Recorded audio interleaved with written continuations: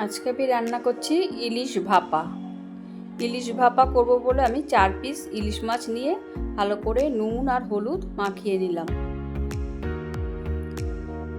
মাখিয়ে আমি 10 মিনিট মতন রেখে দিয়েছিলাম। এবার মাইক্রোওভেনে করব বলে একটা মাইক্রোওভেন বোল নিয়ে নিয়েছি।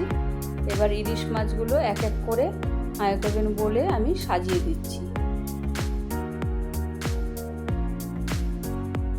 এবার আমি সানরাইজ মাস্টার্ড পাউডারটা নুন দিয়ে জলে 10 মিনিট আগে ভিজিয়ে রেখেছি, তাতে আর তেতো ভাবটা কেটে যায়। আমি এটাই ইউজ করি। এর মধ্যে নুন দেওয়া আছে বলে রান্নায় আলাদা করে আর নুন দিই না। ভালো করে নুনটা সেরমভাবে দিই যাতে আর না লাগে। এটা ফ্যাটানো টক দই দিয়ে দিলাম।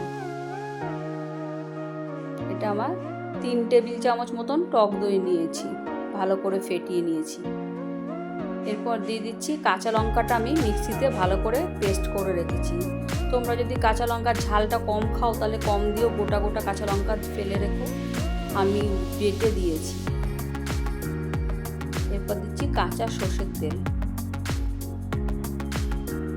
এবার ভালো করে হাত দিয়ে মাছটা মেখে নিচ্ছি। এবার এটাকে আমি মাইক্রোওভেনে ঢোকাচ্ছি।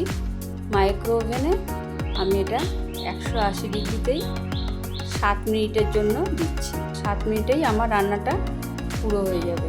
খুব তাড়াতাড়ি রান্নাটা হয়ে যায়। তোমরাও হাতে কম সময় থাকলে এইভাবে রান্নাটা করে ফেলতে। দেখো 7 মিনিট হয়ে গেছে, আমার রান্নাটা পুরো রেডি হয়ে গেছে। 7 মিনিট পরে নিভিয়ে দিয়ে আমি খানিকটা রেস্টে রেখেছিলাম। এবার দেখো আমার রান্নাটা পুরো কমপ্লিট।